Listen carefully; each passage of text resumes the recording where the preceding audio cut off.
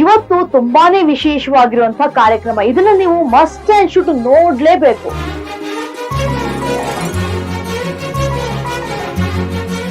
ನಮ್ಮಲ್ಲಿರುವಂತಹ ಪರಿಸರವನ್ನ ಈಗ ಸದ್ಯಕ್ಕೆ ಕಾಪಾಡಿಕೊಳ್ಳುವಂತಹ ಅನಿವಾರ್ಯತೆ ನಮಗಿದೆ.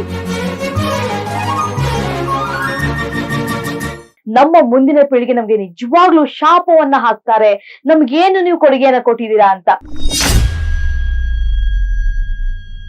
ಹಾಗಾದ್ರೆ ಈ ಒಂದು ಯೂನಿವರ್ಸಿಟಿ ಇಷ್ಟೊಂದು ಸಮೃದ್ಧವಾಗಿ ನಿಸರ್ಗವನ್ನ ಕಾಪಾಡ್ಕೊಂಡು ಬರೋದಕ್ಕೆ, ಬೆಳೆಸ್ಕೊಂಡು ಬರೋದಕ್ಕೆ ಕಾರಣಕರ್ತರು ಯಾರು ಗೊತ್ತಾ?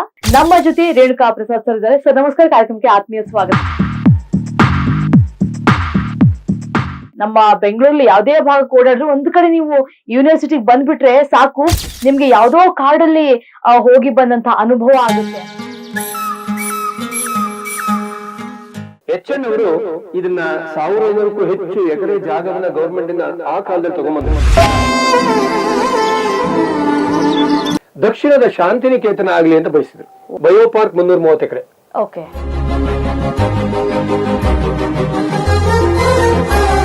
85-65 ಮಿಲಿಯನ್ ವರ್ಷದ ಕಲ್ಲುಗಳು ನಮ್ಮಲ್ಲಿ ಇದಾವೆ. ಬಯೋಡೈವರ್ಸ್ ಫಾರೆಸ್ಟ್ ಕ್ರಿಯೇಟ್ ಆಯ್ತು. ಅದನ್ನ ಅಬ್ರಿವೇಟ್ ಮಾಡಿ ಬಯೋ ಪಾರ್ಕ್ ಅಂತ ಕರೀತಾ ಇದೀವಿ.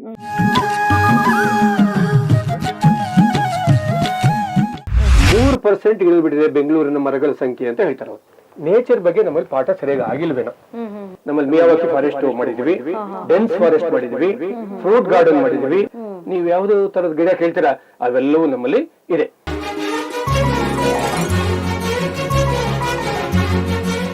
ಪ್ರಜಾಧ್ವನಿಯ ಸಮಸ್ತ ವೀಕ್ಷಕರಿಗೂ ವಿಶೇಷ ಕಾರ್ಯಕ್ರಮಕ್ಕೆ ಆತ್ಮೀಯ ಸ್ವಾಗತ. ನಾನು ಮೀರಾ. ಇವತ್ತು ತುಂಬಾನೇ ವಿಶೇಷವಾಗಿರುವಂತಹ ಕಾರ್ಯಕ್ರಮ. ಇದನ್ನ ನೀವು ಮಸ್ಟ್ ಅಂಡ್ ಶುಡ್ ನೋಡ್ಲೇಬೇಕು. ಕಾರಣ ಇಷ್ಟೇ, ನಾವೆಲ್ಲರೂ ಕೂಡ ಪರಿಸರವನ್ನ ಬೆಳೆಸಬೇಕು, ಹಾಗೆ ಮಾಡ್ಬೇಕು, ಹೀಗ್ ಮಾಡ್ಬೇಕು ಅಂತ ಸಾಕಷ್ಟು ಮಾತನಾಡ್ತೀವಿ. ಹಾಗೇನೆ ನಮ್ಗೆ ಏನಾದ್ರು ಬೇಜಾರಾಯ್ತು ಅಥವಾ ಈ ಕಾಂಕ್ರೀಟ್ ಕೋಡನ್ನ ನೋಡಿ ನೋಡಿ ನೋಡಿ ಬೋರ್ ಆಯ್ತು ಅಂದ್ರೆ ಎಲ್ಲಾರು ಒಂದು ಟ್ರಿಪ್ ಹೋಗ್ ಬರೋಣ, ಅಂದ್ರೆ ಈ ಕಾಡಿರುವಂತಹ ಪ್ರದೇಶಕ್ಕೆ ಹೋಗ್ ಬರೋಣ, ಅವಾಗ ನಿಮ್ಗೆ ರಿಲ್ಯಾಕ್ಸ್ ಆಗುತ್ತೆ, ನೇಚರ್ ಇರುವಂತಹ ಜಾಗಕ್ಕೆ ಹೋಗ್ಬರೋಣ ಅಂತ ಪ್ಲಾನ್ ಮಾಡ್ತಾ ಇರ್ತೀವಿ. ಆದ್ರೆ ಆ ಒಂದು ನಿಸರ್ಗವನ್ನ ಬೆಳೆಸುವಂತಹ ನಿಟ್ಟಿನಲ್ಲಿ ನಾವು ಎಷ್ಟು ಮಟ್ಟಿಗೆ ಕೆಲಸ ಮಾಡ್ತೀವಿ? ಒಂದ್ಸರಿ ಇದೆಲ್ಲವನ್ನು ಕೂಡ ನಾವು ಯೋಚನೆ ಮಾಡ್ಬೇಕಾಗತ್ತೆ. ಯಾಕಂದ್ರೆ ನಮ್ಮಲ್ಲಿರುವಂತಹ ಪರಿಸರವನ್ನ ಈಗ ಸದ್ಯಕ್ಕೆ ಕಾಪಾಡ್ಕೊಳ್ಳುವಂತಹ ಅನಿವಾರ್ಯತೆ ನಮಗಿದೆ. ಇಲ್ಲ ಅಂತ ಅಂದ್ರೆ ನಮ್ಮ ಮುಂದಿನ ಪೀಳಿಗೆ ನಮ್ಗೆ ನಿಜವಾಗ್ಲೂ ಶಾಪವನ್ನ ಹಾಕ್ತಾರೆ, ನಮ್ಗೇನು ನೀವು ಕೊಡುಗೆಯನ್ನ ಕೊಟ್ಟಿದ್ದೀರಾ ಅಂತ. ಸೊ ಆ ನಿಟ್ಟಿನಲ್ಲಿ ನಮ್ಮ ಯೂನಿವರ್ಸಿಟಿ ಕಡೆ, ನಮ್ಮ ಬೆಂಗಳೂರಲ್ಲಿ ಯಾವುದೇ ಭಾಗ ಓಡಾಡ್ರು ಒಂದ್ ಕಡೆ ನೀವು ಯೂನಿವರ್ಸಿಟಿಗೆ ಬಂದ್ಬಿಟ್ರೆ ಸಾಕು, ನಿಮ್ಗೆ ಯಾವ್ದೋ ಕಾಡಲ್ಲಿ ಹೋಗಿ ಬಂದಂತ ಅನುಭವ ಆಗುತ್ತೆ, ಅಷ್ಟು ರಿಲ್ಯಾಕ್ಸ್ ಫೀಲ್ ಕೂಡ ಸಿಗುತ್ತೆ. ಹಾಗಾದ್ರೆ ಈ ಒಂದು ಯೂನಿವರ್ಸಿಟಿ ಇಷ್ಟೊಂದು ಸಮೃದ್ಧವಾಗಿ ನಿಸರ್ಗವನ್ನ ಕಾಪಾಡ್ಕೊಂಡು ಬರೋದಕ್ಕೆ, ಬೆಳೆಸ್ಕೊಂಡು ಬರೋದಕ್ಕೆ ಕಾರಣಕರ್ತರು ಯಾರು ಗೊತ್ತಾ? ನಮ್ಮ ಜೊತೆ ಅತಿಥಿ ಇದ್ದಾರೆ. ಅವ್ರನ್ನ ಮಾತನಾಡಿಸ್ತಾ ಪರಿಸರದ ಬಗ್ಗೆ ಸಾಕಷ್ಟು ಮಾತನಾಡ್ತಾ ಹೋಗೋಣ. ಅವ್ರು ನಾನು ಕಾರ್ಯಕ್ರಮಕ್ಕೆ ವೆಲ್ಕಮ್ ಮಾಡ್ತೀನಿ. ನಮ್ಮ ಜೊತೆ ರೇಣುಕಾ ಪ್ರಸಾದ್ ಸರ್ ಇದ್ದಾರೆ. ಸರ್ ನಮಸ್ಕಾರ, ಕಾರ್ಯಕ್ರಮಕ್ಕೆ ಆತ್ಮೀಯ ಸ್ವಾಗತ. ನಮಸ್ಕಾರ. ನಿಮಗೂ ಕೂಡ ನಮ್ಮ ಈ ಬಯೋ ಪಾರ್ಕ್ ಸ್ವಾಗತ. Thank you so much. Bio park ಅಂತ ಹೇಳಿ ಮಾಡಿದ್ದಾರೆ. ಇದು ನನ್ಗೆ ಪಾರ್ಕ್ ಅಂತ ಯಾವ ತರನೂ ಅನಿಸ್ಲಿಲ್ಲ, ಯಾವ್ದೋ ಒಂದು ಕಾಡಿಗೆ ಬಂದಿದೀವಿ ನಾವು ಅನ್ನುವಂತಹ ಫೀಲ್. ನೋಡಿ, ಕೋಗಿಲೆ ಎಲ್ಲ ಅಥವಾ ನವಿಲು, ಅದೆಲ್ಲ ಸೌಂಡ್ ಗಳು ನಮ್ಗೆ ಕೇಳ್ತಾ ಇರುತ್ತೆ ಇಲ್ಲಿ. ಹಾಗೆ ನವಿಲ್ ಕೂಡ ಓಡಾಡ್ತಾ ಇರೋದು ನೋಡ್ತಾ ಇದ್ವಿ ನಾವು ಸಾಕಷ್ಟು ಇಲ್ಲಿ. ಸರ್, ಫಸ್ಟ್ ನಾನು ನಿಮ್ಮ ಜರ್ನಿ ಬಗ್ಗೆ ಬಿಗಿನಿಂಗ್ ಇಂದ ಸ್ಟಾರ್ಟ್ ಮಾಡ್ಬಿಡ್ತೀನಿ. ಇಲ್ಲಿ ಈಗ ನೋಡಿದ ತಕ್ಷಣ ನಮಗೆ ಒಂದು ಸಸಿಗಳನ್ನ ನಟ್ಟು ಅದನ್ನ ಮರ ಆಗೋರ್ಗು ಕಾಪಾಡ್ಕೊಳ್ಳುವಂತ ಸಾಕಷ್ಟು ಕಷ್ಟ ಆಗಿರುತ್ತೆ. ನೀವು ಬಯೋ ಪಾರ್ಕ್ ಅಂತ ಹೇಳಿ ಯೂನಿವರ್ಸಿಟಿಲಿ ಪ್ರಾರಂಭ ಮಾಡಿದ್ರಿ 2000 ಇಸ್ವಿಯಿಂದ, ಏನೋ ಅದಕ್ಕಿಂತ ಮುಂಚಿತವಾಗಿ ನೀವು ಆರಂಭ ಮಾಡಿದ್ರಿ ಅಂತ ಹೇಳ್ತಾ ಇದ್ರಿ. ಸೊ ಹೇಗೆ ಪ್ಲಾನಿಂಗ್ ಮಾಡಿದ್ರು? ಓಕೆ, ನಾನು ಬಗ್ಗೆ ಸ್ವಲ್ಪ ಹೇಳ್ತೀನಿ. ಖಂಡಿತ. ನಾನು 1999 ಅಲ್ಲಿ ಬೆಂಗಳೂರು ವಿಶ್ವವಿದ್ಯಾಲಯದಲ್ಲಿ ಸೆಂಟ್ರಲ್ ಗ್ರೌಂಡ್ ವಾಟರ್ ಬೋರ್ಡ್ ನಿಂದ ಒಂದು ಹಳ್ಳಗಳಲ್ಲಿ ನೀರನ್ನ ನಾವು ಡಿಸ್ಚಾರ್ಜ್ ಏರಿಯಾ ಅಂತ ಕರಿತೀವಿ. ನೀರ್ ಬಿಟ್ಕೊಳ್ತಾ ಇರುತ್ತೆ. ನೀವು ಮೈಸೂರಲ್ಲಿ ಹೋಗ್ತಾ ನೋಡಿರ್ಬೋದು, ಅರ್ಕಾವತಿಯಲ್ಲಿ ಆಗ್ಬೋದು, ಶಿಂಷಾಲ ಆಗ್ಬೋದು, ಬೇಸಿಗೆ ನೀರು ಇರುತ್ತೆ. ಯಾವ್ದು ಹಿಮಗಡ್ಡೆ ಕರಗ್ ಬರಲ್ಲ. ಎಲ್ಲಿಗೆ ಬರ್ತದು? ಗ್ರೌಂಡ್ ವಾಟರ್ ಆಚೆ ಬರುತ್ತೆ. ಡಿಸ್ಚಾರ್ಜ್ ಏರಿಯಾ ಅಂತೀವಿ. ಆದ್ರೆ ವಾಟರ್ ಟೇಬಲ್ ಕೆಳಗಡೆ ಹೋಗಿ ಹೋಗಿ ಹೋಗಿ ಆ ಡಿಸ್ಚಾರ್ಜ್ ಏರಿಯಾಗಳು ಬಹಳಷ್ಟು ಒಣಗೋಗಿದ್ದು. ಆ ಒಣಗಿರೋ ಜಾಗದಲ್ಲಿ ನಾವು ರೀಚಾರ್ಜ್ ಮಾಡ್ಬೋದಾ ಮಳೆ ನೀರನ್ನ ಅಂತ ಒಂದು ಪ್ರಯೋಗ 7 ಕರೆಗಳಲ್ಲಿ ಆಯ್ತು ನಮ್ಮ ದೇಶದಲ್ಲಿ. ಒಂದು ಜಾಗ ನಮ್ ಕ್ಯಾಂಪಸ್ ಸೆಲೆಕ್ಟ್ ಮಾಡ್ಕೊಂಡ್ರೆ ನಮ್ ಪುಣ್ಯ. ಹಾಗಾಗಿ ನನ್ನ ಅವತ್ತಿನ ಕುಲಪತಿಗಳ ಹತ್ರ ಪರ್ಮಿಷನ್ ತಗೊಂಡ್ವಿ. ಅಲ್ಲಿ ಒಂದು ದೊಡ್ಡ ಚೆಕ್ ಡ್ಯಾಮ್ ಅಂತ ಹೇಳ್ತೀವಿ, ಸಬ್ ಸರ್ಫೇಸ್ ನಾವು ಡೈಕ್ ಕಟ್ಟಿ ಅದ್ರ ಮೇಲೆ ಕಟ್ಟಿ ನೀರು ನಿಲ್ಲಿಸ್ಕೊಂಡು ಚಾರ್ಜ್ ಆಗುತ್ತಾ ಅಂತ ನೋಡ್ತೀವಿ. ಅದ್ಭುತವಾಗಿ ಚಾರ್ಜ್ ತಗೊಳ್ತು. ಅವತ್ತಿಂದ ನಾವು ಹಳ್ಳಿಗಳಲ್ಲಿ ಚಾರ್ಜ್ ಮಾಡಬಹುದು ಅಂತ ಒಂದು ಪ್ರಪಂಚಕ್ಕೆಲ್ಲ ಹೇಳ್ತಾ ಬಂದ್ವಿ. ದೇಶದಲ್ಲೂ ಕೂಡ ಬೇಕಾದಷ್ಟು ಕಡೆ ವಾಟರ್ ಶೆಡ್ ಡೆವಲಪ್ಮೆಂಟ್ ಅಂತಾನೆ ಆಯ್ತು, ಹಳ್ಳಿಗಳಲ್ಲಿ ಚೆಕ್ ಡ್ಯಾಮ್ಗಳಲ್ಲಿ ನೋಡ್ತಾ ಇದ್ರ, ಇದಕ್ಕೊಂದು ಕಾರಣ ಆದಂತ ಜಾಗ ಇದು. ಅದ್ರಲ್ಲಿ ನಾನು ಸ್ವಲ್ಪ ಇನ್ವಾಲ್ವ್ ಆಗಿದ್ದೆ. ಅದರಲ್ಲಿ ಕೆಲಸ ಮಾಡಿದಂತ ಇಬ್ರು ಸೈಂಟಿಸ್ಟ್ ಒಂದ್ ಕಡೆ PhD ಮಾಡಿದ್ರು. ಹಾಗಾಗಿ ಇನ್ನೂ ಜಾಸ್ತಿ ಇನ್ವಾಲ್ವ್ ಆದೆ. ಅವರು ಇನ್ನೊಂದಷ್ಟು ಕಟ್ಟೆಗಳು ತಂದ್ರು. ಒಟ್ಟು ಸುಮಾರು 7 ಕಟ್ಟೆಗಳು ನಮ್ಮಲ್ಲಿ ಆಯ್ತು. ಈ ಮೊದಲನೇ ಕಟ್ಟೆ ಆದ್ಮೇಲೆ ಅವತ್ತಿನ ಕುಲಪತಿಗಳ ಶ್ರೀಮತಿಯವರು ಯಲ್ಲಪ್ಪರೆಡ್ಡಿ ಅವರ ಒಂದು ಪುಸ್ತಕ ಓದಿ ಅವರೊಂದು ಪ್ರಭಾವಿತರಾಗಿ ಅವ್ರನ್ನ ಕರೆಸ್ಕೊಂಡು ಇಲ್ಲೊಂದು ಕಾರ್ಡ್ ಮಾಡ್ಕೊಡಿ ನಮಗೆ ಅಂತ ಕೇಳಿ. ನೋಡಿ ಹೇಗಿದೆ ಲಿಂಕ್. ಹಾಗಾಗಿ ನೀರು ಮತ್ತು ಕಾಡಿಗೆ ಲಿಂಕ್ ಅಲ್ಲೇ ಬಂತು. ಕಾಡು ಮತ್ತು ನೀರು ಯಾವತ್ತು ಅವಿನಾವ ಸಂಬಂಧ ಇದೆ, ಅದು ಆವಿಷ್ಕಾರ ಆಯ್ತು. ಯಲ್ಲಪ್ಪರೆಡ್ಡಿಗಳು ಬಂದ್ರು. ಅವಾಗ ಫಾರೆಸ್ಟ್ ಡಿಪಾರ್ಟ್ಮೆಂಟ್ ಹೆಲ್ಪ್ ತಗೊಂಡು ಸುಮಾರು ಲಕ್ಷಗಟ್ಟಲೆ ಗಿಡಗಳನ್ನ ಹಾಕಿದ್ರು. ಇವತ್ತು ನಾನು ಅದನ್ನ ಭಾಗ 1 ಅಂತ ಕರಿತೀನಿ. ಎಷ್ಟು ವರ್ಷ ನಮ್ಮಲ್ಲಿ ಭಾಗ 1 ಮಾತ್ರ ಇತ್ತು. ನಾನು ಮತ್ತೆ ಯಲ್ಲಪ್ಪರೆಡ್ಡಿಗಳು ಮಕ್ಕಳಿಗೆ ಅದನ್ನ ತೋರಿಸುವಂತ ಕೆಲಸ ಮಾಡ್ತಾ ಇದ್ವಿ 2006ರಿಂದ. ನಾನು ಡಿಪಾರ್ಟ್ಮೆಂಟ್ ಆಫ್ ಜಿಯಾಲಜಿ ಚೇರ್ಮನ್ ಆಗಿದ್ದೆ, ಜಿಯಾಲಜಿ. ಹಾಗಾಗಿ ಅಲ್ಲಿ ಶುರುವಾಯ್ತು. ಅದಾದ್ಮೇಲೆ ನಮ್ಮ ಆಸಕ್ತಿ ನೋಡಿ ಇಲ್ಲಿ ಒಂದು ಬಯೋ ಪಾರ್ಕ್ ಅಂತ ಎಲ್ಲೂ ದೇಶದಲ್ಲಿ ಇನ್ನೆಲ್ಲೂ ಯೂನಿವರ್ಸಿಟಿಗಳಲ್ಲಿ ಬಯೋ ಪಾರ್ಕ್ ಡಿಪಾರ್ಟ್ಮೆಂಟ್ ಇಲ್ಲ. ಗಾರ್ಡನ್ ಮಾತ್ರ ಇದೆ. ನೀವು ಕೇಳಿರ್ಬೋದು. ಹಾರ್ಟಿಕಲ್ಚರ್ ಡಿಪಾರ್ಟ್ಮೆಂಟ್ ಇದೆ, but not bio park department. ನಮ್ಮ ಅದೃಷ್ಟ ವಿಶ್ವವಿದ್ಯಾಲಯ ಒಂದು ಒಳ್ಳೆ ನಿರ್ಧಾರ ಮಾಡ್ತು. ಇದೊಂದು ಬಯೋ ಪಾರ್ಕ್ ಡಿಪಾರ್ಟ್ಮೆಂಟ್ ಅಂತ ಮಾಡ್ತು. ಅದಕ್ಕೆ ಎಂಪ್ಲಾಯೀಸ್ ನ ಕೊಟ್ರು, ಸೂಪರ್ಡೆಂಟ್, ಕ್ಲರ್ಕ್ ಏನೋ ಬರ್ತಾರಲ್ಲ ಒಂದು ಡಿಪಾರ್ಟ್ಮೆಂಟ್ ಅಂದ್ರೆ ಅದೆಲ್ಲ ಬಂತು, ಒಂದು ರೂಪ ತಗೊಳ್ತು. ಅದಕ್ಕೆ ನಾನು ಕೋಆರ್ಡಿನೇಟರ್ ಆದೆ. ನನ್ಗೊಂದು ಅದೃಷ್ಟ ಸಿಕ್ತು. ಆಮೇಲೆ ನನಗೆ ಯಲ್ಲಪ್ಪರೆಡ್ಡಿಗಳ ಮಾರ್ಗದರ್ಶನ ಹಾಗೆ ಬೇರೆಯವರ ಮಾರ್ಗದರ್ಶನ ಎಲ್ಲ ತಗೊಂಡು ಇಲ್ಲಿ ಬರೀ ಒಂದಷ್ಟು ವೈವಿಧ್ಯಮಯ ಗಿಡ ಹಾಕೋದಲ್ಲ, ವೈವಿಧ್ಯಮಯ ಕಾಡನ್ನೇ ತಗೊಳ್ಳುವಂತ ಪ್ರಯತ್ನ ಪಟ್ಟೆ. ಅದರ ಫಲವಾಗಿ ಇವತ್ತು ನಮ್ಮಲ್ಲಿ ಸಹ್ಯಾದ್ರಿ ವನ ಇದೆ, ಅಪ್ಪೆಮಿಡಿ ವನ ಇತ್ತು, ಸ್ವಲ್ಪ ಹಾಳು ಮಾಡಿದ್ದಾರೆ. ಹಾಗೇನೆ ನಮ್ಮಲ್ಲಿ ಮಿಯಾವಾಕಿ ಫಾರೆಸ್ಟ್ ಮಾಡಿದ್ವಿ, ಡೆನ್ಸ್ ಫಾರೆಸ್ಟ್ ಮಾಡಿದ್ವಿ, ಫ್ರೂಟ್ ಗಾರ್ಡನ್ ಮಾಡಿದ್ವಿ. ನೀವು ಯಾವ್ದು ತರದ ಗಿಡ ಕೇಳ್ತೀರಾ ಅವೆಲ್ಲವೂ ನಮ್ಮಲ್ಲಿ ಇದೆ. ಸುಮಾರು 700-800ಕ್ಕೂ ಹೆಚ್ಚು ಸ್ಪೀಶೀಸ್ ನಮ್ಮಲ್ಲಿ ಇದೆ ಅಂತ ಹೇಳಲಿಕ್ಕೆ ಸಂತೋಷ ಆಗುತ್ತೆ. ಇದೆಲ್ಲ ಬರ್ತಿದ್ದ ಹಾಗೆ 1-2 ನೀರು ಕಾಡು ಎಲ್ಲ ಬಂದ್ಮೇಲೆ ಬರ್ಡ್ಸ್ ಗಳ ಸಂಖ್ಯೆ ಸುಮಾರು 175 ವೆರೈಟಿಗೂ ಹೆಚ್ಚಾಗಿದೆ ಅಂತ ಈ ಬರ್ಡ್ ವೆಬ್ಸೈಟ್ ಅಲ್ಲಿ ನಿಮ್ಗೆ ಸಿಗುತ್ತೆ. ಆಮೇಲೆ ಬಟರ್ಫ್ಲೈಸ್ ಸಂಖ್ಯೆ ಸುಮಾರು ವೆರೈಟೀಸ್ ಮಾತಾಡ್ತಾ ಇರೋದು, ನಾಟ್ ನಂಬರ್. ಅದು 150 150ಕ್ಕೂ ಹೆಚ್ಚು ವೆರೈಟಿ ಬಟರ್ಫ್ಲೈಸ್ ಇದೆ ಅಂತ wild life institute of India Dehradun ಅಲ್ಲಿನ ರಿಸರ್ಚರ್ಸ್ ಎಲ್ಲ ನಮ್ಗೆ ಸಹಾಯ ಮಾಡಿ ಹೇಳ್ತಿದ್ದಾರೆ, ಲಿಸ್ಟ್ ಕೊಡ್ತಿದ್ದಾರೆ. ಇವು 3 ನಿಮ್ಗೆ ಯಾಕೆ ಹೇಳ್ತೀನಿ ಅಂದ್ರೆ ಬಯೋಡೈವರ್ಸಿಟಿ ರಿಚ್ ಏರಿಯಾ ಅನ್ಲಿಕ್ಕೆ ಇದೆಲ್ಲ ಕಾರಣ ಆಗುತ್ತೆ ಅಲ್ವಾ. ಆಮೇಲೆ ನಮ್ಮಲ್ಲಿ ರೇರ್, ಎಂಡೇಂಜರ್ಡ್, ಥ್ರೆಟನ್ಡ್ ಸ್ಪೀಶೀಸ್ ತಂದು ಹಾಕಿದೀವಿ. ಪಶ್ಚಿಮ ಘಟ್ಟಗಳ ಸಾಲಿನಿಂದ ಬೇಕಾದಷ್ಟು ಲೈಕ್ ಅಂಕೋಲಾ, ಕೊಡ್ಲಿಪೇಟೆ ಈ ಕಡೆಯಿಂದ ನಮಗೆ ಬೇಕಾದಷ್ಟು ಗಿಡಗಳು ಬಂದಿದ್ದಾವೆ. ಹಾಗೇನೆ ಈಸ್ಟರ್ನ್ ಘಾಟ್ಸ್ ಇಂದ ರಾಜಮಂಡ್ರಿವರೆಗೂ, ವಿಜಯವಾಡ, ರಾಜಮಂಡ್ರಿ ಅಲ್ಲೆಲ್ಲ ನಾವು ವಿಶಾಖಪಟ್ಟಣಂ ಅಲ್ಲಿಂದಾನು ಗಿಡಗಳು ತಂದಿದೀವಿ. ಅಂದ್ರೆ ಬೆಂಗಳೂರಿನಲ್ಲಿ ನಿಮ್ಗೆ ಬೇರೆ ಬೇರೆ ಕಡೆ ತಂದು ಗಿಡ ಹಾಕೋ ಪದ್ಧತಿ ತುಂಬಾ ಕಡಿಮೆ ಅಲ್ವೇ. ಅದ್ರಲ್ಲಿ ಈಗ ಎಲ್ಲಾ ತರಹದ ಗಿಡಗಳು ಒಂದ್ ಕಡೆ ಇರ್ಲಿ, ಯಾಕೆ ಇರ್ಬೇಕು ಅಂತ ನಿಮ್ಗೊಂದು ಪ್ರಶ್ನೆ ಬರುತ್ತೆ. ಇಷ್ಟೊಂದು ಜಾಗ ಇದೆ ಯಾಕೆ ಅಂದ್ರೆ HN ಅವರು ಇದನ್ನ 1500ಕ್ಕೂ ಹೆಚ್ಚು ಎಕರೆ ಜಾಗವನ್ನ ಗವರ್ಮೆಂಟ್ ಇಂದ ಆ ಕಾಲದಲ್ಲಿ ತಗೊಂಡ್ಬಂದ್ರು. ಬಹುಶಃ ನನಗನ್ಸಿದ್ದು ಅವರೆಲ್ಲ ಒಂದ್ ಕಡೆ ಮಾತಾಡ್ತಾನು ಹೇಳಿದ್ದು ನೆನಪಿದೆ ಭಾಷಣದಲ್ಲಿ, ದಕ್ಷಿಣದ ಶಾಂತಿನಿಕೇತನ ಆಗ್ಲಿ ಅಂತ ಬಯಸಿದ್ರು. ಯಾರು ಒಂಥರ ಹೆಬ್ಬೈಕೆ ಇರ್ಬೇಕಂತ ಯಾವಾಗ್ಲೂ, ಒಳ್ಳೆ ಬೈಕೆ ಅಲ್ಲ. ಆ ಹೆಬ್ಬೈಕೆನ ಒಂದ್ ಸ್ವಲ್ಪ ಈಡೇರಿಸಕ್ಕೂ ನನಗೂ ಸಂತೋಷ ಆಗುತ್ತೆ. ಅದ್ರಾಗ ಇಲ್ಲಿ ನಿಂತಿದ್ದೀನಲ್ಲ, ನಾನ್ ಕೋಆರ್ಡಿನೇಟರ್ ಆದ ತಕ್ಷಣ ತಗೊಂಡು ಮಾಡಿದಂತ ಕೆಲಸ ಇದು. ಯಲ್ಲಪ್ಪರೆಡ್ಡಿಗಳು ಮಾಡಿದ್ದು ಆ ಕಡೆ ಭಾಗ 1 ಅಂತ ಹೇಳಿದ್ರೆ, ಇದು ಭಾಗ 2. ಈ ಕಣಿವೆಯನ್ನು ದಾಟಿದ್ರೆ ಇನ್ನೊಂದು ಬ್ಯಾಂಬೂ ವ್ಯಾಲಿ ಮಾಡಿದೀವಿ. ಅದನ್ನ ದಾಟಿದ್ರೆ ನಿಮ್ಗೆ ಅಪ್ಪೆಮಿಡಿ ವನ, ಇನ್ನೊಂದು ಸಹ್ಯಾದ್ರಿ ವನ ಭಾಗ 1 ಇವೆಲ್ಲ ಇತ್ತು. ಈಗ ನೀವು ನೋಡ್ತಾ ಇದ್ರ ಎಲ್ಲೆಲ್ಲಿ ಸಾಧ್ಯವಾದ ಅಷ್ಟಷ್ಟು ಅವತ್ತಿನ ಕಾಲ ಕಾಡಿನ ಪ್ರದೇಶದಲ್ಲಿ ಏನಿತ್ತು ಅದೆಲ್ಲ ಉಳ್ಕೊಂಡಿದೆ, ಹಾಗೆ ಉಳ್ಕೊಂಡಿದೆ. ಜೊತೆಯಲ್ಲಿ ನಾವು ಬೇಕಾದ ವೆರೈಟಿಗಳು ತಂದು ಹಾಕ್ಬೇಕು ಅಂತ ಇಲ್ಲಿ ಈ ರೀತಿ ಗುಮ್ಮಘಟ್ಟ, ಯಾವ ಗಿಡ ಕೇಳ್ತಾರೆ ನೀವು, ಎಲ್ಲ ಗಿಡಗಳನ್ನು ನಾವಿಲ್ಲಿ ತಂದಿದೀವಿ. ಈ ತರ ನಿಮ್ಗೆ ಇಲ್ಲೊಂದು ಬಯೋಡೈವರ್ಸ್ ಫಾರೆಸ್ಟ್ ಕ್ರಿಯೇಟ್ ಆಯ್ತು. ಅದನ್ನ ಅಬ್ರಿವೇಟ್ ಮಾಡಿ ಬಯೋ ಪಾರ್ಕ್ ಅಂತ ಕರೀತಾ ಇದೀವಿ. ಯಾಕೆ ನಾವು ದಾರಿ ಮಾಡ್ಕೊಂಡಿರ್ತೀವಿ, ಕಾಡಲ್ಲಿ ಯಾರು ದಾರಿ ಮಾಡ್ಕೊಡಲ್ಲ. ನಾವು ಸ್ವಲ್ಪ ಟ್ರ್ಯಾಕ್ ಎಲ್ಲ ಮಾಡಿದೀವಿ, ಟ್ರ್ಯಾಕ್ ಓಡಾಡ್ಲಿಕ್ಕೆ ಅನುಕೂಲ ಆಗುತ್ತೆ, ಮಕ್ಳು ಬಂದಾಗ ಕರ್ಕೊಂಡು ತೋರ್ಸ್ಲಿಕ್ಕೆ ಅನುಕೂಲ ಆಗುತ್ತೆ. ಇವೆಲ್ಲ ಕಾರಣಗಳನ್ನ ನಾವು ಒಂದ್ ಸ್ವಲ್ಪ ಬಯೋಡೈವರ್ಸ್ ಪಾರ್ಕ್ ಅಂತ ಹೇಳ್ಬೋದು, ಅಥವಾ ಬಯೋಡೈವರ್ಸ್ ಫಾರೆಸ್ಟ್ ಅಂತ ಹೇಳ್ಬೋದು. ಈ ಸಂದರ್ಭದಲ್ಲಿ ನಾನು ನಿಮ್ಗೆ ಸಂತೋಷ ಪಟ್ಟು ಹೇಳೋದಂದ್ರೆ, ಇತ್ತೀಚೆಗೆ ನಾವು ಪ್ರಧಾನಮಂತ್ರಿಗಳಿಗೆ ಅವ್ರಿಗೆಲ್ಲ ಕಾಂಟ್ಯಾಕ್ಟ್ ಮಾಡಿದಾಗ ಬೇರೆ ಕಾರಣಗಳಿಂದ ಇಲ್ಲಿ ಯಾರು ಒತ್ತುವರಿ ಆಗದೆ ಇರ್ಲಿ, ಯಾರು ಬೇರೆ ಕಟ್ಟಡಗಳನ್ನ ಕಟ್ಟದೇ ಇರ್ಲಿ ಅನ್ನೋ ಒಂದು ಆತಂಕ ನಮ್ಗೆ ಶುರುವಾಯಿತು. ಅದನ್ನ ಎದುರಿಸಿದೀವಿ ನಾವೀಗ. ಬೆಂಗಳೂರಿಗರಿಗೆಲ್ಲ ಗೊತ್ತಿದೆ ಇದು. ಈಗ ಪ್ರೆಸೆಂಟ್ ಮೀಡಿಯಾ ಬಹಳ ಕವರ್ ಮಾಡಿದೆ. 660 ಎಕರೆಲ್ಲಿರುವಂತಹ ಒಂದು ಸಮೃದ್ಧವಾಗಿರುವಂತ ಜಾಗ. ಅದನ್ನ ಹೇಳ್ಬಿಟ್ಟು ನಿಮ್ಗೆ 660 ಹೇಗಾಗುತ್ತೆ ಅಂದ್ರೆ, ಬಯೋ ಪಾರ್ಕ್ 330 ಎಕರೆ, ಗುಡ್ಡಗಳು ಅಂತ ಹೇಳಿದ್ನಲ್ಲ, ಅದು ಜಿಯೋ ಪಾರ್ಕ್ ಅಂತ ಮಾಡಿದೀವಿ. ಜಿಯೋ ಪಾರ್ಕ್ ಅದರಲ್ಲಿ ನಾನು ಈಗ ಲಾಲ್ಬಾಗ್ ಅಲ್ಲಿ ಇರತಕ್ಕಂತ 3100 ಮಿಲಿಯನ್ ವರ್ಷದ ಎಕ್ಸ್ಪೋಜರ್ ನೀವೊಂದು ಬೋರ್ಡ್ ಹಾಕಿದ್ಯಲ್ಲ, ನೋಡಕ್ ಹೋಗ್ತೀವಲ್ಲ ಮಕ್ಕಳು ಕರ್ಕೊಂಡು, ಅದು ನಮ್ಮಲ್ಲಿದೆ. ರಾಮನಗರಲ್ಲಿ ಇರತಕ್ಕಂತ ಗ್ರೈಟ್ಸ್ ಇದೆಯಲ್ಲ 2,500 ಮಿಲಿಯನ್ ವರ್ಷದ್ದು, ಅದು ನಮ್ಮಲ್ಲಿದೆ. 85-65 ಮಿಲಿಯನ್ ವರ್ಷದ ಕಲ್ಲುಗಳು ನಮ್ಮಲ್ಲಿದ್ದಾವೆ. ಆಮೇಲೆ ಭೂಮಿ ತಾಯಿ ಒಳಗಡೆ ಮೇಲ್ಗಡೆ ಎಷ್ಟು ತಣ್ಣ ಕಂಡ್ರು ಒಳಗಡೆ ಇರ್ತಕ್ಕಂಥ ಡೈನಾಮಿಕ್ಸ್ ನಿಂದ ಆಗತಕ್ಕಂತ ಫಾರ್ಮೇಶನ್ ಬೇರೆ ಬೇರೆ ಆಗ್ತಿರುತ್ತಲ್ಲ, ಅದೆಲ್ಲವನ್ನು ತೋರ್ಸಕ್ ನಾವು ಜಾಗ ಮಾಡಿದೀವಿ ಇಲ್ಲಿ ಮಕ್ಳಿಗೆ. ಅದು ಫ್ರಾಕ್ಚರ್ಸ್ ಆಗ್ಬೋದು, ಜಾಯಿಂಟ್ಸ್ ಆಗ್ಬೋದು, ಫೋಲ್ಡಿಂಗ್ಸ್ ಆಗ್ಬೋದು. ನೋಡಿ, ಒಂದ್ ದಿಮ್ ಫೋಲ್ಡ್ ಮಾಡಕ್ಕೆ ಎಷ್ಟು ಕಷ್ಟ ಆಗುತ್ತೆ ಅಂತದ್ರಲ್ಲಿ ಈ ಫೋಲ್ಡಿಂಗ್ಸ್ ನೀವು ಇಲ್ಲ ಹೇಗಾಗುತ್ತೆ ಊಹಿಸಕ್ಕೂ ಸಾಧ್ಯ ಇಲ್ಲ. ಭೂಮಿಯ ಶಿಲಾಪದ್ರ ಸುಮಾರು 40 ಕಿಲೋಮೀಟರ್ ಥಿಕ್ನೆಸ್ ಇದೆ.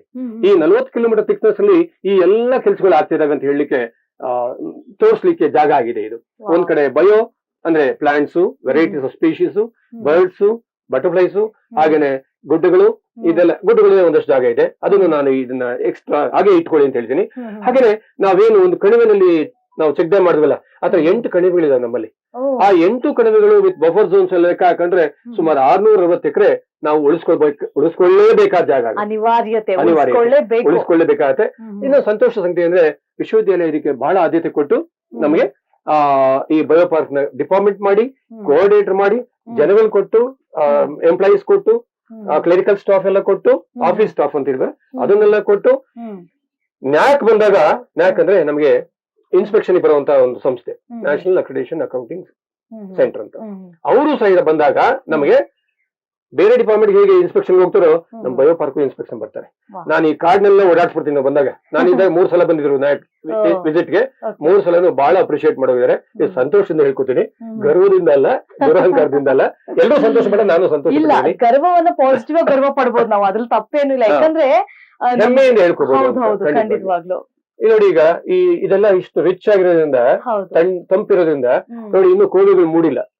ಎಷ್ಟು ಎತ್ತರ ಆಗಿದೆ ನಿಮ್ಗೆ. ನಾನು 15 ಅಡಿ ಎತ್ತರದ ಹುತ್ತುಗಳನ್ನು ತೋರಿಸ್ತೀನಿ ನಾನು ನಿಮ್ಗೆ ಈಸಿಯಾಗಿ. ಯಾಕೆ? ಭೂಮಿ ತಂಪಾಗಿದ್ದಷ್ಟು ಇದು ಇಂಡಿಕೇಟರ್ ಆಗಿ ತಗೊಳ್ಳಿ ನೀವು ಇದನ್ನ, ಖಂಡಿತವಾಗಿಯೂ. ಸೊ ಹಾಗೇನೆ ನಮ್ಮಲ್ಲಿ ಏನೇನು ಹಳೆ ಮರಗಳಿತ್ತು ಅವೆಲ್ಲ ಉಳ್ಕೊಂಡಿದಾವೆ. ನಮಸ್ತೆ. ಮತ್ತೆ ಈಗ ನೋಡಿ, ಟಬೂಬಿ ಅದೇ ಒಂದು ಗಾರ್ಡನ್ ಆಗಿತ್ತು ಇಲ್ಲಿ, ಅದನ್ನು ಉಳಿಸ್ಕೊಂಡಿದ್ದೀನಿ. ಯಾವ್ದನ್ನ ಹಳೇದು ಹೊಸದು ಅಂತ ಇಲ್ಲ, ಎಲ್ಲವೂ ಇರ್ಲಿ ಅಂತ ರಿಸರ್ಚ್ ಆಗ್ಲಿ ಮೇಲೆ ಅನ್ನೋದು ಉದ್ದೇಶ. ಹಾಗಾಗಿ ಬಯೋ ಜಿಯೋ ಹೈಡ್ರೋ ಪಾರ್ಕ್ ಆಗಿ ಕನ್ವರ್ಟ್ ಆಗಿದೆ. ಈಗ ಬಯೋ ಅಂತ ಶುರು ಮಾಡಿದ್ವಿ, ಹೈಡ್ರೋ ಅಂತ ಶುರು ಮಾಡಿದ್ವಿ, ಜಿಯೋನು ಸೇರಿಸಿದ್ವಿ. ಈಗ ನನಗೇನಪ್ಪಾ ಅನ್ಸುತ್ತೆ ಅಂದ್ರೆ, ಈ ಪಂಚಭೂತಗಳಲ್ಲಿ ಭೂಮಿ, ನೀರು, ಅಗ್ನಿ, ಆಕಾಶ, ವಾಯು ಅಂತ ಹೇಳ್ತೀವಿ. ನಾವು ಆಕಾಶ ಅಗ್ನಿ ಮುಟ್ಟಕ್ಕಾಗಲ್ಲ. ನಾವು ಇಲ್ಲಿ ಮೇಂಟೈನ್ ಮಾಡ್ಕೊಂಡ್ರೆ ಈ ಮೂರನ್ನ, ಭೂಮಿ, ನೀರು ಮತ್ತು ವಾಯುನ, ಆಟೋಮೆಟಿಕ್ ಆಗಿ ತಾಪಮಾನ ಕಡಿಮೆ ಆಗ್ಬೋದು, ನಮಗೆ ಮಳೆ ಚೆನ್ನಾಗಿ ಬರ್ಬೋದು, ಅತಿವೃಷ್ಟಿ ಅನಾವೃಷ್ಟಿ ಆಗದೆ ಇರಬಹುದು ಅಲ್ವೇ? ಈ ಎಲ್ಲದಕ್ಕೂ ಉತ್ತರ ಆಗ್ಬೋದೇನೋ ಬಯೋಜಿಯೋ ಹೈಡ್ರೋ ಮೇಂಟೈನ್ ಮಾಡ್ಕೊಂಡ್ರೆ. ನಮ್ ಕೈಲಿದೆ, ಅದು ಮನುಷ್ಯ ಕೈಲಿದೆ, ನಾವು ಮಾಡ್ಬೋದು. ಅದಕ್ಕೆ ಖಂಡಿತವಾಗ್ಲೂ ಅದೇ ವಿಚಾರಗಳನ್ನ ಮಾತಾಡ್ತಾ ಬರ್ಬೇಕಾಗಿತ್ತು ಸರ್ ನಾವು. ಮುಖ್ಯವಾಗಿ ಏನು ಅಂದ್ರೆ, ಈ ಎಷ್ಟು ಮರಗಳೆಲ್ಲ ಕಡಿಮೆ ಆಗ್ತಾ ಹೋಗುತ್ತೋ ಅಷ್ಟು ತಾಪಮಾನ ಹೆಚ್ಚಾಗುತ್ತೆ. ಹಾಗೇನೆ ನೀರಿನ ಪ್ರಮಾಣ ಭೂಮಿಯ ಮೇಲೆ ಕಡಿಮೆ ಆಗುತ್ತೆ, ಒಂದಲ್ಲ ಒಂದು ಸಮಸ್ಯೆಗಳು ಜಾಸ್ತಿ ಆಗ್ತಾನೆ ಹೋಗುತ್ತೆ. ನಾನು ಒಂದು ಪ್ರಶ್ನೆಯನ್ನ ಕೇಳ್ಬೇಕು ಅಂದ್ರೆ, ಈಗ ನಾವು ಕಾಡನ್ನ ಉಳಿಸಿ ಅಂತ ಮುಂಚೆ ಎಲ್ಲ ಈ ಚಿಕ್ಕ ಮಕ್ಕಳಾಗಿದ್ದಾಗ ಸ್ಲೋಗನ್ ತಗೊಂಡೆಲ್ಲ ಓಡಾಡ್ತಾ ಇದ್ವಿ. ಆದ್ರೆ ಅಟ್ಲೀಸ್ಟ್ ಮನೆ ಮುಂದೆ ಒಂದಾದ್ರೂ ನೀವು ಒಂದ್ ಸಸಿ ನಡಿ, ಅದನ್ನ ಮರವನ್ನಾಗಿ ಬೆಳೆಸಿ, ಮನೆಗೊಂದು ಮರ ಇರ್ಲಿ, ಅದನ್ನ ಫಾಲೋ ಮಾಡಿ ಅನ್ನುವಂತ ಸ್ಥಿತಿಗೆ ಬಂದಿದೀವಿ. ಇದನ್ನ ಉಳಿಸ್ಕೊಳ್ಬೇಕು ಅನ್ನೋದು ಒಂದು ಹೀನಾಯ ಸ್ಥಿತಿ ಇದು. ಒಂದು ಈ ರೀತಿಯಾಗಿರುವಂತಹ ಪುಟಾಣಿ ಕಾಡನ್ನ ನಾವು ಉಳಿಸ್ಕೋಬೇಕು. ಇನ್ನೊಂದು ಮನೆಗಳ ಮುಂದೆ ಕೂಡ ನಾವು ಮರಗಳನ್ನ ಹಾಕ್ಬೇಕು ಅನ್ನೋದು. ಬಟ್ ಭಯ ಏನದು, ಇತ್ತೀಚೆಗೆ ಯಾವ ಮರ ಹಾಕಿದ್ರೆ ಯಾವಾಗ ಬೀಳುತ್ತೋ, ಯಾರು ಸಾಯ್ತಾರೋ ಅನ್ನೋ ಭಯಗಳಿದೆ. ಸೊ ಇದ್ರ ಬಗ್ಗೆ ಏನ್ ಹೇಳ್ತೀರಾ ನೀವು? ಅವೇರ್ನೆಸ್ ಮುಂದಿನ ಪೀಳಿಗೆಗೆ. ನೀವು ಇದು ಒಂದು ಕಾಡು ಅಥವಾ ಇಂಥ ದೊಡ್ಡ ದೊಡ್ಡ ಕ್ಯಾಂಪಸ್ ನಲ್ಲಿ ಅಥವಾ ದೊಡ್ಡ ದೊಡ್ಡ ಪಾರ್ಕ್ ಗಳಲ್ಲಿ ಮಾಡೋದು ಒಂದು ಭಾಗ ಆದ್ರೆ ನಿಜ, ನೀವು ಹೇಳೋದು ಅದು ಬಹಳ ದೊಡ್ಡ ಭಾಗ ಆಗುತ್ತೆ.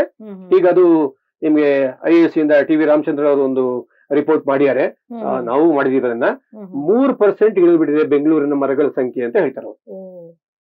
70% ಇತ್ತಂತೆ, ಅದು ಈಗ 3% ಬಂದಿದೆ ಅಂತಾರೆ.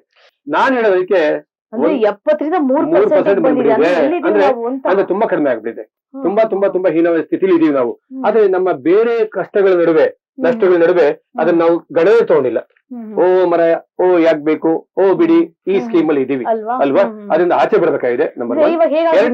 ನಮ್ಗೆ ಎಲ್ಲಿ ಖಾಲಿ ಜಾಗ ಸಿಗುತ್ತೆ, ಎಲ್ಲಿ ನಾವು ಮನೆಗಳನ್ನ ಕಟ್ಟಬಹುದು ಅನ್ನೋದ್ರಲ್ಲಿ ಜನ ಇರ್ತಾರೆ ಹೊರತು ಈ ಮರಗಳನ್ನ ಬೆಳೆಸ್ಬೇಕು ಅನ್ನುವಂತ ಥಾಟ್ ಅವ್ರಿಗೆ ಬರೋದೇ ಇಲ್ಲ. ಯಾಕೆಂದ್ರೆ ಮಾಹಿತಿ ಕೊರತೆ ಆಗಿದೆ. ಈಗ ಈ ಮೂರನ್ನು ನಾವು ಮೇಂಟೈನ್ ಮಾಡ್ಕೊಂಡು ಈಗ ನೋಡಿ 42.8 ಡಿಗ್ರಿ ಹೋಯ್ತು ಬೆಂಗಳೂರು ಹೌದು ಹೋದ ವರ್ಷ ಆಚೆ ವರ್ಷ ಹೌದಾ ಹೌದೌದು ಈಗಲೂ ಇವತ್ತು ಕಣ್ತರಿದೆ ಇದ್ರೆ ಕಷ್ಟ ಆಗುತ್ತೆ. ಮೊದ್ಲು 33 34 ಜಾಸ್ತಿ ಅಂದ್ರೆ 35ಕ್ಕೆ ಹೋಗೋದು, ಅಷ್ಟೊತ್ಕಾಲ ಮಳೆ ಬರೋದು. ನಾವೆಲ್ಲ ಹುಡುಗರಾಗಿದ್ರೆ 35 ಡಿಗ್ರಿ 36 ಡಿಗ್ರಿ ಹೋಯ್ತು ಅಂದ್ರೆ ಮಳೆ ಬರೋದು. ಅಂದ್ರೆ ಇಂತ ಒಂದು ಒಳ್ಳೆ ಒಂದು ಸ್ಥಿತಿ ನಮಗೆ ಏನಿತ್ತು, ಗಾರ್ಡನ್ ಸಿಟಿ ಆಗ್ಲಿಕ್ಕೆ ಸುಮ್ನೆ ಆಗಿಲ್ಲ, ಆ ವಾತಾವರಣ ಆಗಿದ್ದಕ್ಕೆ ಗಾರ್ಡನ್ ಬೆಳೆದಿದ್ದು ಹೌದಾ, ಇಲ್ಲಿ ಬೆಳೆಸಕ್ ಆಗಲ್ಲ. ಅದರಿಂದ ಈಗ ಮತ್ತೆ ನಾವು ವಾಪಸ್ ಹೋಗ್ಬೇಕು ಅಂದ್ರೆ ಅಟ್ಲೀಸ್ಟ್ ನನಗೆ ತುಂಬಾ ಸಿಂಪಲ್ ಆಗಿ ಹೇಳೋದು, ಈ 3 ಇದೆಯಲ್ಲ ಅದಕ್ಕೊಂದು 3 ಸೇರಿಸ್ಬಿಡಿ ಅಂತ. ಏನಾಗುತ್ತೆ 6 ಮಾಡಿ ಇಲ್ಲ ಅಲ್ಲ 3 ಪಕ್ಕದಲ್ಲಿ 3 ಹಾಕಿ 33 ಮಾಡಿ. ಅದನ್ನ ನಾನ್ ಹೇಳ್ತಿಲ್ಲ, ವಿಶ್ವಸಂಸ್ಥೆಯ ಕರೆ ಕೂಡ ಅದೇ ಆಗಿದೆ. ದಯವಿಟ್ಟು 1/3 ಅಂದ್ರೆ 33% ಆಫ್ ಯುವರ್ ಏರಿಯಾ ಅದನ್ನ ಕಾಡಿನಿಂದ ತುಂಬಿಕೊಡಿ. ಅದು ಮಿನಿಮಮ್ ರಿಕ್ವೈರ್ಮೆಂಟ್. ಕಾಡು, ನೀರು ಮತ್ತು ಜೀವನ ಒಟ್ಟಿಗೆ ಹೋಗುತ್ತೆ. ಅದರಿಂದ ಕಾಡಿಂದನೇ ನೋಡಿ ಶಿಲಾಪದರ, ಆ ಶಿಲಾಪದರ ಮಣ್ಣು ಈಗ 40 ಕಿಲೋಮೀಟರ್ ರಫ್ ಆಗಿ ಆವರೇಜ್ ಥಿಕ್ನೆಸ್ ಹೇಳ್ತಾ ಇದೀನಿ, ಅದು ಭೂಮಿ ಎಲ್ಲಾ ಕಡೆ ಇದೆ. ಅದಿಲ್ಲದೆ ಒಳಗಡೆ ಮ್ಯಾಗ್ಮಾ ಕುದಿತಾ ಇರುತ್ತೆ, ಈಚೆಗೆ ಬಂದ್ರೆ ಕಷ್ಟ ಆಗುತ್ತೆ. ಯಾವಾಗಲಾದ್ರು ಬಂದಾಗ ವಾಲ್ಕನ್ ಆಗುತ್ತೆ, ಬರದೇ ಇದ್ದಾಗ ಇನ್ನೊಂದು ಕಲ್ ಬರುತ್ತೆ ಈಚೆಗೆ. ಹೇಳ್ತಾ ಇದ್ರಿ ಸಾಮಾನ್ಯವಾಗಿ ನಾವೆಲ್ಲ ಏನ್ ಅನ್ಕೋತೀವಿ ಅಂದ್ರೆ ಇಲ್ಲೆಲ್ಲ ಮಣ್ಣು ಕಾಣುವಾಗ ಕೇವಲ ಇಲ್ಲಿ ಮಣ್ಣು ಮಾತ್ರ ಇದೆ, ಎಲ್ಲ ಒಂದ್ ಕಡೆ ಗುಡ್ಡ ಕಾಣಿಸ್ತು ಅಂದ್ರೆ ಅಲ್ಲಿ ಮಾತ್ರ ಕಲ್ಲಿದೆ ಅಂತ ಅದೇ ಭಾವನೆಯಲ್ಲಿ ಇರುತ್ತೆ. ಎಲ್ಲ ಕಡೆ ಕಲ್ಲಿದೆ, ಆದ್ರೆ ಕೆಲವು ಕಡೆ ಎಕ್ಸ್ಪೋಸ್ ರಾಕ್ಸ್ ಅಂತೀವಿ ನಾವು ಅದನ್ನ. ಈ ಕೆಳಗಡೆ ಉದ್ಕೊಂಡಿದೆ, ಅಲ್ಲಿ ಕಣ್ಣಿಗೆ ಕಾಣ್ತಾ ಇದೆ. ಅದು ಸಣ್ಣ ಗುಡ್ಡ ಆಗ್ಬೋದು, ಬೆಟ್ಟ ಆಗ್ಬೋದು, ಪರ್ವತ ಆಗ್ಬೋದು, ಎಕ್ಸ್ಪೋಸ್ಡ್ ಅದು ಬಂದಿದೆ ಆಚೆಗೆ ಕಾಣುತ್ತೆ. ಅಲ್ಲಿಂದ ಮಣ್ಣು ಫಾರ್ಮ್ ಆಗಿ ಈಚೆ ಬಂದಿರುತ್ತೆ, ಅದರಿಂದ ನಿಮ್ಗೆ ಕಾಣ್ತಾ ಇದೆ. ಈ ಮಣ್ಣು ಬಂದು ತುಂಬಿಕೊಂಡಿದೆಯಲ್ಲ, ಮಿಲಿಯನ್ಸ್ ಆಫ್ ಇಯರ್ಸ್ ಮಳೆ ಆಗಿದೆ ಭೂಮಿ ಉಂಟಾದಾಗ. ಬ್ಯೂಟಿಫುಲ್ ಆಗಿರುತ್ತೆ ಒಂದು ಹೇಳ್ತಾ ಇದ್ರಿ ವಿಚಾರವನ್ನ ಅವಾಗ್ಲೇ ಮಾತನಾಡುವಾಗ. ನಮ್ಮ ಬೆಂಗಳೂರಲ್ಲಿರುವಂತ ಈ ಮಣ್ಣು ಅಥವಾ ಬೇರೆ ಈ ಭೂಮಿಲಿ ಎಲ್ಲೇ ಒಂದು ಭಾಗದಲ್ಲಿ ಮೂಲೆಯಲ್ಲಿ ಎಲ್ಲೇ ಇದ್ರೂ ಕೂಡ ಸಾಕಷ್ಟು ಮಳೆ ಬೀಳುತ್ತೆ. ಮಳೆ ಸಾಕಷ್ಟು ವರ್ಷಗಳು ಬಿದ್ದು ಆ ಮಣ್ಣು ಹೋಗಿ ನಿಧಾನಕ್ಕೆ ಸಮುದ್ರವನ್ನು ಸೇರುತ್ತೆ. ಅದೊಂದು long process and beautiful process.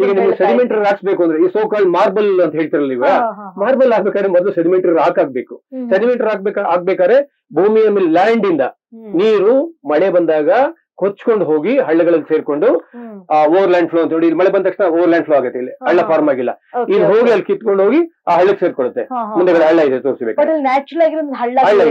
ಅದು ಭೂಮಿ ಮಾಡಿಕೊಂಡಿದೆ. ಆ ಹಳ್ಳಗಳಲ್ಲಿ ಸೇರ್ಕೊಂಡ್ಮೇಲೆ ಒಂದ್ ನದಿ ಆಗುತ್ತೆ. ಆ ನದಿ ರಭಸದಲ್ಲಿ ತಗೊಂಡೋಗಿ ಆ ಮಣ್ಣನ್ನ ಸಮುದ್ರಕ್ಕೆ ಎಸೆಯುತ್ತೆ. ಎಷ್ಟಾದ್ಮೇಲೆ ಎಷ್ಟೋ ವರ್ಷ ಆದ್ಮೇಲೆ ಅದು ಕಲ್ಲಾಗುತ್ತೆ. ಸೆಡಿಮೆಂಟರಿ ರಾಕ್ಸ್, ಜಲಜ ಶಿಲೆ, ನೀರಿನಿಂದ ಹುಟ್ಟಿದದು ಜಲಜ ಶಿಲೆ ಅಂತಾನೆ ಕರಿತೀವಿ. ಆ ಜಲಜ ಶಿಲೆ ರೂಪಾಂತರ ಆದಾಗ ನಿಮ್ಗೆ ಬೇರೆ ವೆರೈಟೀಸ್ ಬರ್ತವೆ. ಮಾರ್ಬಲ್ ಕೂಡ ಒಂದು ರೂಪಾಂತರ ಶಿಲೆ. ನೀವು ಮಾರ್ಬಲ್ ಬಹಳ ಇಷ್ಟ ಪಡ್ತೀವಲ್ಲ, ತಾಜ್ಗೆ ಹೋದಾಗ ಮುತ್ತಿಟ್ಟು ಬರ್ತೀವಲ್ಲ, ಅಲ್ಲ ಎಕ್ಸಾಂಪಲ್ ನಿಮ್ಗೆ ಹೇಳ್ತಾರೆ. ಅದು ನಿಮ್ಗೆ ನೋಡಿ ಈ ತರ ಗುಡ್ಡಗಳು ಇರ್ಬೇಕು, ಅದು ಮಿಲಿಯನ್ಸ್ ಆಫ್ ಇಯರ್ಸ್ ಅಲ್ಲಿ ಆಗುವಂತ ಪ್ರೋಸೆಸ್ ಅದು ಕಿತ್ಕೊಂಡ್ ಬರ್ಬೇಕು. ಸಮುದ್ರ ನೋಡಿ, ಒಂದು ನೇಚರ್ ನ ಎಲ್ಲ ಭಾಗವನ್ನು ಪ್ರೊಟೆಕ್ಟ್ ಮಾಡ್ಕೋಬೇಕು. ನಾನ್ ಯಾಕೆ ಬಿಡ್ಬೇಕು ಗುಡ್ಡನ ಕಟ್ ಮಾಡ್ಬಿಡ್ತೀನಿ ಅಂದ್ರೆ, ನನಗೆ ಯಾಕೆ ಬೇಕು ಬೆಟ್ಟ ಅಂದ್ರೆ ನಿಮ್ಗೆ ನಾಳೆ ರೂಪಾಂತರ ಶಿಲೆ ಜಲಜ ಶಿಲೆ ಸಿಗೋಲ್ಲ ಅಥವಾ ರೂಪಾಂತರ ಶಿಲೆ ಸಿಗಲ್ಲ. ಇಲ್ಲಿ ಇದನ್ನ ನಾವು ನೇಚರ್ ನ ಯೂಸ್ ಮಾಡ್ಕೋಬೇಕು ಹೊರತು ಅಬ್ಯೂಸ್ ಮಾಡಬಾರ್ದು ಅಲ್ವಾ. ಅದರಿಂದ ನೋಡಿ ಈ ಏನು ರಿಡ್ಜ್ ಇದೆ, ಈ ರಿಡ್ಜ್ ಕಾಪಾಡ್ಕೋಬೇಕು. ಈ ರಿಡ್ಜ್ ಅಲ್ಲಿ ಬೀಳೋ ಮಳೆ, ಮೇಲ್ ಬಿದ್ದ ಮಳೆ ಎರಡೂ ಕಡೆ ಹೋಗುತ್ತೆ, ಅಂದ್ರೆ 2 ಹಳ್ಳ ಫಾರ್ಮ್ ಆಗುತ್ತೆ. ಈ ರಿಡ್ಜ್ ಇಲ್ಲದೆ ಇದ್ರೆ ಈ ಹಳ್ಳನೇ ಫಾರ್ಮ್, ಓವರ್ ಲ್ಯಾಂಡ್ ಫ್ಲೋ ಹಳ್ಳ ಫಾರ್ಮ್ ಆಗದೆ ಇದ್ರೆ ಹೀಗೆ ಇತ್ತು ಅಂತ ಇಟ್ಕೊಳ್ಳಿ, ಎವಾಪರೇಷನ್ ಲಾಸ್ ಆಗಿ ಹೊರಟೋಗುತ್ತೆ ಬೇಗ. ನಿಮ್ಗೆ ಹಳ್ಳಕ್ ಬರ್ಬೇಕು, ಹಳ್ಳಗಳಲ್ಲಿ ವಾಲ್ಯೂಮ್ ಜಾಸ್ತಿ ನಿಂತ್ಕೊಳ್ಳುತ್ತೆ ಅಲ್ವಾ, ಆ ಹೈಟ್ ಆಫ್ ದಿ ಇದಿರ್ತಲ್ಲ ನೀರಿಂದು ಜಾಸ್ತಿ ಇರುತ್ತೆ, ಎವಾಪರೇಷನ್ ಲಾಸ್ ಕಡಿಮೆ ಆಗುತ್ತೆ ಅಲ್ವಾ. ನೀರು ಅಷ್ಟೊಳಗೆ ನೀರು ಅಂತರ್ಜಲಕ್ಕೂ ಇಳಿಯುತ್ತೆ, ನಿಮ್ ಬೋರ್ವೆಲ್ ನೀರು ಬರುತ್ತೆ. ಇಲ್ಲ ಈಗ ಯಾಕೆ ಬೋರ್ವೆಲ್ ನೀರು ಬರ್ತಾ ಇಲ್ಲ, ನಾವು ಇದೆಲ್ಲ ಕಿತ್ತಾಕ್ಬಿಡ್ತಾ ಇದೀವಿ. ನಮ್ ಬೋರ್ವೆಲ್ ಜಾದು ಅಂತೂ ಅಲ್ಲಮ್ಮ. ನೀವು ಇದೆಲ್ಲವನ್ನು ಪ್ರೊಟೆಕ್ಟ್ ಮಾಡ್ಕೊಂಡ್ರೆ ನೀರು ಬಿದ್ದಿದ್ದು ಒಳಗಡೆ ಹೋಗಿ ಬಿರುಗಳಲ್ಲಿ ಸೇರ್ಕೊಂಡು ಜಿನುಗೋದು ಅಂತ ಹೇಳಿ ನಾವು ನೀರು, ಆ ಬಿರುಗಳಲ್ಲಿ ನೀರು ಜಿನುಗಿ ಶೇಖರವಾಗುತ್ತೆ. ಆ ಶೇಖರವಾದ ನೀರು ಇಂಟರ್ ಕನೆಕ್ಟೆಡ್ ಫ್ರಾಕ್ಚರ್ಸ್ ಇದೆ ಒಳಗಡೆ. ಭೂಮಿಯಲ್ಲಿ ಒಂದ್ಸಲ ಡಿಸ್ಟರ್ಬ್ ಆದಾಗ ಒಂದ್ ಸೆಟ್ ಆಫ್ ಫ್ರಾಕ್ಚರ್ಸ್ ಬರುತ್ತೆ, ಇನ್ನೊಂದ್ಸಲ ಡಿಸ್ಟರ್ಬ್ ಆದಾಗ ಇನ್ನೊಂದ್ ಸೆಟ್ ಆಫ್ ಫ್ರಾಕ್ಚರ್ಸ್ ಬರುತ್ತೆ. ಯಲಹಂಕದಲ್ಲಿ ಬಂದಿದ್ದ ನೀರು ಕೆಂಗೇರಿಗೂ ಬರಬಹುದು, ಕೆಂಗೇರಿಯಲ್ಲಿ ಬಂದಿದ್ದು HS ಲೇಔಟ್ಗೂ ಬರಬಹುದು, ಬೇರೆ ಕಡೆ ಎಲ್ಲ ಹೋಗ್ತಾ ಇರುತ್ತೆ. ಅದರಿಂದ ನಾನ್ ನಮ್ಮನೆ ತರ ಕಾಡು ಕರೆದ್ಬಿಟ್ರೆ ಏನಾಗಲ್ಲ, ಆ ಕಾಡು ಕರ್ಕೊಂಡ್ಬಿಡ್ಲಿ ಇಲ್ಲ. ದಯವಿಟ್ಟು ಎಲ್ಲಾ ರೀತಿಯ ಎಲ್ಲಾ ಜಾಗಗಳನ್ನು ಆದಷ್ಟು ಈ ಹಸಿರಿನ ಭಾಗವನ್ನು ಉಳಿಸ್ಕೊಳ್ಳಿ, ಗುಡ್ಡದ ಭಾಗಗಳನ್ನು ಉಳಿಸ್ಕೊಳ್ಳಿ. ಬೆಟ್ಟ, ಗುಡ್ಡ ಮತ್ತು ಹಸಿರು ಕಾಡು ಇವು ಉಳಿಸ್ಕೊಂಡು ನಾವು ಜೊತೆಲೇ ಬದುಕಬೇಕು. ಇಲ್ಲದೆ ಇದ್ರೆ ತುಂಬಾ ಕಷ್ಟ ಆಗುತ್ತೆ. ನನಗೆ ಈ ಮಧ್ಯೆ ಒಂದು ಕತೆ ಜ್ಞಾಪಕ ಆಗುತ್ತೆ. ಯಾವ್ದೋ ಒಂದು ಮ್ಯಾಗಝಿನ್ ಓದ್ತಾ ಇದ್ವಿ ನಾವು, ಪೇಪರ್ ಗಳಲ್ಲೆಲ್ಲ ಓದುವಾಗ ಮ್ಯಾಗಝಿನ್ ಓದ್ತಾ ಇದ್ದೆ. ಮುಂಚೆ ಕಾಲದಲ್ಲಿ ಫಾರಿನ್ ಇಂದಾನೆ ಯಾರೋ ಅಬ್ರಾಡ್ ಇಂದ ಬಂದಾಗ ಅಲ್ಲಿ ಅನಾಥಾಶ್ರಮಗಳಿದೆಯಂತೆ ಇಲ್ಲೆಲ್ಲ ಹೇಳಿದಾಗ ಜನ ನಗ್ತಾ ಇದ್ರಂತೆ. ಅನಾಥಾಶ್ರಮನ ಯಾರಾದ್ರೂ ತಂದೆ ತಾಯಿನ ಹೆತ್ತಂದೆ ತಾಯಿನ ಹೋಗಿ ವೃದ್ಧಾಶ್ರಮದಲ್ಲಿ ಇಡೋದು, ಅಥವಾ ಮಕ್ಳು ಬೇಡ ಅಥವಾ ಮಕ್ಳು ಇಲ್ಲ ಅಂದ್ರೆ ತಂದೆ ತಾಯಿ ಇಲ್ಲ ಅನ್ನೋ ಕಾರಣಕ್ಕೆ ಅವ್ರನ್ನ ಅನಾಥಾಶ್ರಮಕ್ಕೆ ಹಾಕೋದು ಯಾರಾದ್ರೂ ಮಾಡ್ತಾರ? ನಾವೆಲ್ಲ ರಿಲೇಟಿವ್ಸ್ ಇರ್ತೀವಿ, ನಾನ್ ನೋಡ್ಕೋತೀವಿ ಅಂತಿದ್ರಂತೆ. ವೃದ್ಧಾಶ್ರಮದ ಅದೇ ಕತೆ, ತಂದೆ ತಾಯಿನ ಯಾರು ಹೊರಗೆ ಹಾಕೋದಿಲ್ಲ, ಇದೆಂತ ಕಾನ್ಸೆಪ್ಟ್ ಇದು ಅಂತ ನಗ್ತಾ ಇದ್ರಂತೆ. ಆದ್ರೆ ಕಾಲಾನಂತರ ನಮ್ಮ ಭಾರತದಲ್ಲಿ ಅದೆಷ್ಟು ವೃದ್ಧಾಶ್ರಮಗಳು, ಎಷ್ಟು ಅನಾಥಾಶ್ರಮಗಳು ಈಗ ಕಾಣಿಸುತ್ತೆ ನಮಗೆ. ಅದೇ ರೀತಿಯಾಗಿ ಇನ್ನೊಂದು ಮಾತು ಅಂತಂದ್ರೆ, ಒಬ್ಬ ಮನುಷ್ಯ ಉಸಿರಾಡ್ಬೇಕು ಅಂದ್ರೆ ಅವನು ಆಕ್ಸಿಜನ್ ಹಾಕೊಂಡು ಓಡಾಡ್ಬೇಕಂತೆ ನಾಳೆ. ಅವ್ನಿಗೆ ಯಾವಾಗ ನಾವ್ ಹೇಗೆ ಇವಾಗ ಏನೋ ಫೋನು, ಏನೋ ಒಂದು ಬ್ಯಾಗೋ, ವಾಟರ್ ಬ್ಯಾಗ್ ಹೇಗೆ ಇವಾಗ ಕ್ಯಾರಿ ಮಾಡ್ತೀವಿ, ಹಾಗೊಂದು ಆಕ್ಸಿಜನ್ ಅವನು ಇಟ್ಕೊಂಡು ಓಡಾಡೋಂತ ಪರಿಸ್ಥಿತಿ ಬರುತ್ತೆ ಅನ್ನುವಂಥದ್ದು ಒಂದು ಅಂದಾಜಿದೆ ಅಂತೆ. ಈ ರೀತಿ ನಾವು ಪರಿಸರವನ್ನು ಉಳಿಸ್ಕೊಳ್ಳಿಲ್ಲ ಅಂದ್ರೆ ಆ ದಿನ ನಮ್ಗೆ ಬಂದ್ರು ನಾವು ಆಶ್ಚರ್ಯ ಪಡ್ಬೇಕಾಗಿಲ್ಲ ಅಲ್ವಾ ಸರ್? ನಿಮ್ಗೆ ಎರಡೇ ಸೆಲೆಕ್ಷನ್. ಒಂದು ನ್ಯಾಚುರಲ್ ಆಗಿ ಆಕ್ಸಿಜನ್ ಬ್ಯಾಂಕ್ ಇದಾರು ಬೇಕಾ, ಇಲ್ಲ ಸಿಲಿಂಡರ್ ತುಂಬಿಕೊಂಡು ಈ ನೀರ್ ಬಾಟ್ಲು ತೊಗೊಳ್ತೀವಲ್ಲ, ಇಲ್ಲ ನೀರ್ ಬಾಟ್ಲು ಇಲ್ಲೊಂದು ಆಕ್ಸಿಜನ್ ಸಿಲಿಂಡರ್ ಇಟ್ಕೊಂಡು ಹೋಗ್ಬೇಕಾ? ಡಿಸಿಷನ್ ನೀವೇ ತಗೋಬೇಕೀಗ, ನಾವೇ ತಗೋಬೇಕೀಗ. ನಾವು ತಗೋಬೇಡಿ, ಆ ತರ ಸಿಲಿಂಡರ್ ತಗೊಂಡು ಹೋಗೋದು ಬೇಡ. ಈಗ ನೋಡಿ, ಮೊನ್ನೆ ಕೋವಿಡ್ ಬಂದಾಗ ಆಕ್ಸಿಜನ್ ಬಗ್ಗೆ ಎಷ್ಟು ಜನಕ್ಕೆ ಅರಿವಾಯ್ತು, ಸಿಲಿಂಡರ್ ಗಳನ್ನ ಪರ್ಚೇಸ್ ಮಾಡಿದ್ರು ಅಲ್ವಾ? ಸಿಲಿಂಡರ್ ಇಲ್ಲ ಅಂತ ಚಾಮರಾಜನಗರದಲ್ಲಿ ಒಂದ್ ರಾತ್ರಿ ಎಷ್ಟು ಸಾವಾಯ್ತು, ಹೌದಲ್ಲ? ಜ್ಞಾಪಿಸ್ಕೊಳ್ಳಿ. ಅಂದ್ರೆ ಇದೆಲ್ಲ ಜ್ಞಾಪಿಸ್ಕೊಂಡಾಗ ನಮ್ಗೆ ನಿಜವಾಗ್ಲೂ ಭಯ ಆಗ್ಬೇಕು. ನಮ್ಗೆ ಏನಪ್ಪಾ ನಾಳೆ ಹೆಂಗೆ ಅಂತ ಇಲ್ಲ, ನಮ್ಗೆ ಯಾರು ಏನು ಅನಿಸ್ತಾ ಇಲ್ಲ. ಯಾಕೆ? ನಮ್ದು ಏನೋ ಇವತ್ತಿನ ಕಷ್ಟ ಮಾತ್ರ ಏನೋ ನಾವು ನೋಡ್ತಾ ಇದೀವಿ. ಇವತ್ತಿನ ಕಷ್ಟ ಜೊತೆನಲ್ಲಿ ಅದು ಸರಿ ಮಾಡ್ಕೋಬೇಕು. ನಮ್ ಕಷ್ಟ ಏನೋ ನಾವು ಸರಿ ಮಾಡ್ಕೊಳ್ಳೋಣ. ಜೊತೆನಲ್ಲಿ ನೇಚರ್, ಪ್ರಕೃತಿ, ಅದನ್ನ ಈ ಬೆಟ್ಟ ಗುಡ್ಡ, ನೀರು, ಕಾಡು, ಇವನ್ನ ನಾವು ಸಮತೋಲನವಾಗಿ ಕಾಯ್ಕೊಂಡ್ರೆ ನಾವು ಆ ಸಿಲಿಂಡರ್ ತಗೊಳ್ದೇ ಇರುವಂತ ಕಾಲ ಬರುತ್ತೆ. ಅದ ಅವಕಾಶ ಬರಲ್ಲ, ಅದು ಬೇಕಾಗಿಲ್ಲ. ಇಲ್ಲ ನಾವು ಹೀಗೆ ಇರ್ತೀವಿ ಅಂದ್ರೆ, ಹೌದು, ನಾವು ದೊಡ್ಡ ದೊಡ್ಡ ಬಂಗ್ಲೆಗಳಲ್ಲಿ ಆಕ್ಸಿಜನ್ ತುಂಬಿಕೊಳ್ಳುವಂತ ವ್ಯವಸ್ಥೆ, ಈಗ ಎಸಿ ಹಾಕುತ್ತೀವಲ್ಲ, ಆಕ್ಸಿಜನ್ ಫಿಲ್ಅಪ್ ಮಾಡ್ಕೊಂಡು ಅಲ್ಲೇ ಉಸಿರಾಡ್ಬೇಕಾದ್ರೆ ಕೃತಕವಾಗಿ ಏನೋ ಒಂದು ಟೆಕ್ನಾಲಜಿ ಮುಂದಕ್ಕೆ ಹೋಗುತ್ತೆ, ಏನೋ ಬದುಕೋತೀವಿ, ಹೆಂಗೋ ಜೀವನ ಆಗುತ್ತೆ ಬಿಡಿ. ಈಗ 19% ಕುಸಿದೆ ಆಮ್ಲಜನಕ. ಈಗಾಗಲೇ ಎಷ್ಟೊಂದು ಕಾಯಿಲೆ ಕಸಾಲೆ ನೋಡ್ತಾ ಇದೀರ. ಈಗ ಶ್ವಾಸಕೋಶದ ಕಾಯಿಲೆ ಸಿಕ್ಕಾಪಟ್ಟೆ ಆಗಿದೆ, ನಿಮ್ಗೆ ಗೊತ್ತಿರೋ ಹಾಗೆ. ಆಮೇಲೆ ಕ್ಯಾನ್ಸರ್ ಬಿಡಿ ತುಂಬಾ ಆಗೋಗಿದೆ ಅಲ್ವಾ? ಯಾರು ಕೇಳೇ ಇರ್ಲಿಲ್ಲ. ಡಯಾಲಿಸಿಸ್ ಅಂತೂ ತುಂಬೆ ತುಳ್ತಾ ಇದೆ. ಈಗೆಲ್ಲ ಸರ್ಕಾರಿ ಆಸ್ಪತ್ರೆ ಡಯಾಲಿಸಿಸ್ ಯಂತ್ರ ಕೊಡ್ಬೇಕು ಅಂತ ಮಾತಾಡ್ತಿದ್ದಾರೆ. ಈಗ ಆ ದಿಕ್ಕಿನಲ್ಲೇ ಹೋಗ್ತೀರಾ ಇಲ್ಲ ವಾಪಸ್ ಬರ್ತೀರಾ ಅಂದ್ರೆ ನಿಮಗೆ ಬಿಟ್ಟಿದ್ದು. ನಿಮಗೆ ಅಂದ್ರೆ ಪಬ್ಲಿಕ್ ಗೆ ನೀವು ಸೆಲೆಕ್ಟ್ ಮಾಡ್ಕೊಳ್ಳಿ, ಇದು ಬೇಕಾ ಅಥವಾ ಇದು ಬೇಕಾ. ಇದು ಬೇಕು ಅಂದ್ರೆ ಉಳಿಸ್ಕೊಳ್ಳಿ, ಇಲ್ಲ ಅದೇ ಸಾಕು ಅಂದ್ರೆ ಅನುಭವಿಸಿ. ಇದನ್ನ ಯಾರು ತಪ್ಸಕ್ಕಾಗಲ್ಲ. ಅಂದ್ರೆ ಒಂದು ಇದು ಕಾರಣ, ನಾನು ಪಬ್ಲಿಕ್ ನ ದೂಷಣೆ ಮಾಡ್ತಾ ಇಲ್ಲ. ಇಲ್ಲಿ ಪಬ್ಲಿಕ್ ಗೆ ಅವೇರ್ನೆಸ್ ಇಲ್ಲದೆ ಇರ್ಬೋದು, ಮಾಹಿತಿಯ ಕೊರತೆ ಇರ್ಬೋದು.